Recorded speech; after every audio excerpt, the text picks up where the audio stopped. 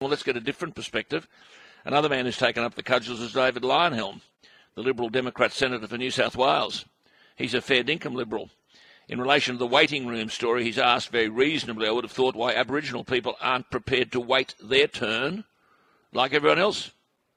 But it isn't the first time David Leyonhjelm has raised concerns on this front. Earlier this year, he accused the federal government of racism after the staff of all MPs were offered special cultural awareness training to help them interact with Aborigines and Torres Strait Islanders. Senator Leyonhjelm, good morning to you. Good morning, Alan. Thank you for what you do. Thank you for what you do. What do you make about this emergency department issue in New South Wales, a culturally appropriate space? Yes, it's a bit peculiar, isn't it? I think it's actually reminiscent of the old 1950s racism when we assumed that Aborigines were unreliable and they used to go walkabout. And of course, it's not true these days, at least. Most Aborigines aren't 100% Aborigine anyway.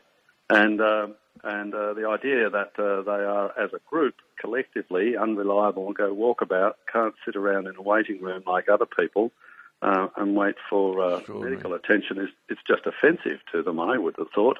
Absolutely. I don't like it at all. Well, what about this now, a further report of not just the health system, the Australian Law Reform Commission's Pathway to Justice, which was tabled in the Federal Parliament last week.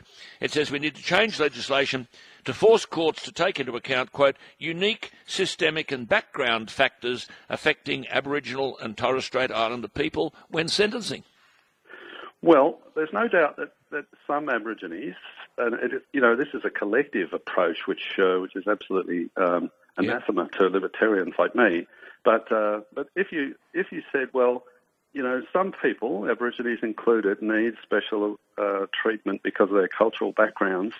Why is it just Aborigines? We've got a multicultural society. We've got people from Sri Lanka and India and the Pacific Islands, Chinese, Vietnamese, Middle East. They all have their own cultural Absolutely.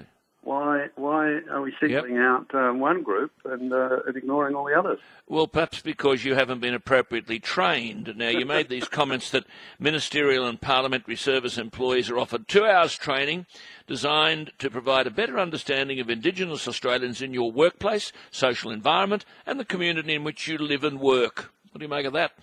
Yeah, where this is heading is separate development. That's This is apartheid. Of apartheid, yeah. Definitely. I lived in South Africa for some months back in the late 70s when apartheid was the policy of the government, the South African government there. It was awful.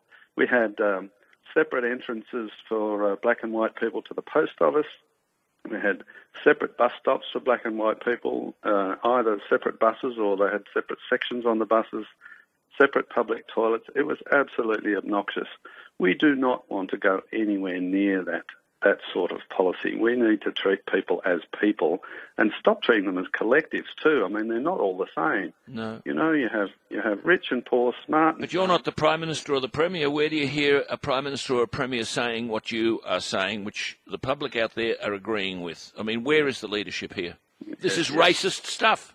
It is racist. Treating people differently on the basis of race is racism. It doesn't matter whether it's positive or negative, it is still racism. And we should just have nothing to do with it. We should just say, no racism. We're all people. We're all individuals. Well, I talk to Mark about this every week. I talk to you. You speak brilliantly about it. But, David, we're not winning.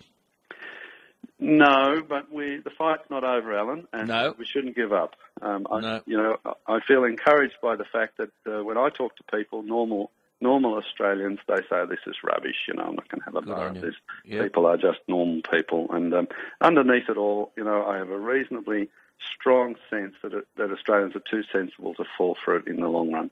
Absolutely. Good on you. Always good to talk to you. Thank you for what you do, and thank you for challenging a lot of this rubbish. We'll get there in the end. We don't give up, do we? No, we don't give up. All right, there he is. Senator David Leyonhjelm.